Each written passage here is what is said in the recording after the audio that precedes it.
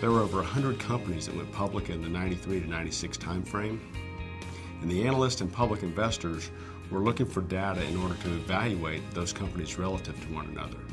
This is where axiometrics came into play. We were looking for data on space markets, operating performance, rents, and occupancies across a number of markets, and axiometrics provided that data that we were able to rely on.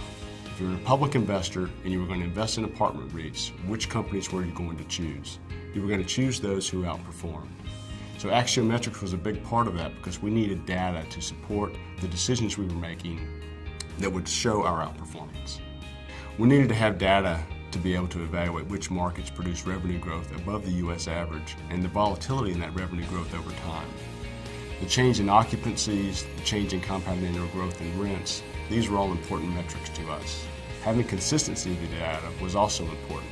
Before axiometrics, there were a number of individual firms who produced data, but it was very inconsistent. Axiometrics provided consistent data across a number of markets throughout the U.S., which allowed us to make decisions we could count on.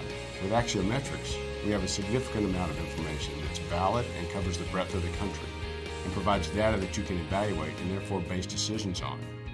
And that reduces the uncertainty and how the investment will perform, and that reduces the risk premium required and allows companies like Gables or Cortland to generate higher returns.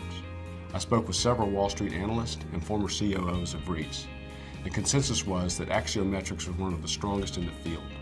We don't want to just base decisions on gut, we want to have data that supports the decision-making process.